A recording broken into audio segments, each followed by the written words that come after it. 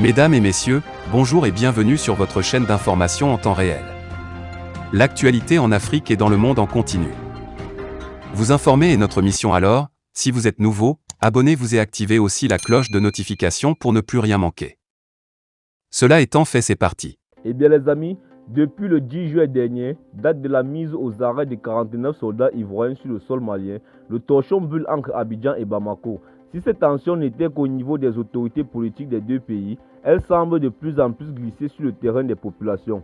L'opinion publique nationale et internationale s'était réjouie de la médiation du président togolais d'embrouille entre la Côte d'Ivoire et le Mali au sujet de l'arrestation des soldats ivoiriens à Bamako. Et les déclarations des différents états-majors qui privilégiaient la voie de la diplomatie et du dialogue laissent entrevoir un dénouement pacifique dans les délais raisonnables. Cependant, la tournure que certains mécènes du monde culturel ivoirien veulent donner à cette crise est quelque peu inquiétante.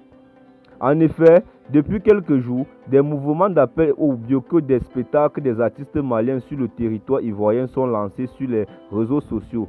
Certaines vont jusqu'à demander l'interdiction pure et simple de toute activité culturelle impliquant des artistes maliens. Je suis d'accord avec ça, libérez nos gars d'abord, disait Chico Lacoste, manager ivoirien d'artistes et promoteur de spectacles. Des appels savamment réalisés et même des challenges à succès lancés. S'il faut saluer la solidarité manifestée par ces artistes ivoiriens à l'égard des soldats ivoiriens détenus depuis plusieurs semaines sans qu'on ne sache réellement la raison, l'on comprend difficile cette fondre contre leurs collègues maliens. Dès l'éclatement de cette crise, des artistes maliens, à l'instar de Sidiki Diabaté, étaient montés au créneau pour prôner l'apaisement. Ces derniers invitaient à cet effet les populations à ne pas faire sienne une affaire politique, car les peuples ivoiriens et maliens ont toujours vécu dans la fraternité. D'où vient donc cet antagonisme que certains veulent créer? Qu'est-ce que les artistes maliens ont-ils fait pour que l'on veuille leur faire payer les actes de leurs autorités qu'ils ne cautionnent pas forcément? Avant que ces boycotts et interdictions ne s'étendent à d'autres domaines, c'est le lieu d'appeler les uns et les autres à la retenue et à savoir garder raison.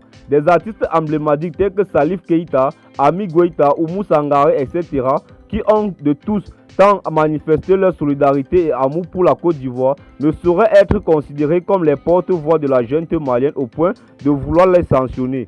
Non, il faut que les autorités compétentes mettent fin à cette initiative avant que cela ne prenne d'autres proportions regrettables. Eh bien les amis, c'est sur ce petit pas d'information que nous allons nous séparer. Laissez vos avis en commentaire et à très bientôt pour de nouvelles notes d'information. Bye bye.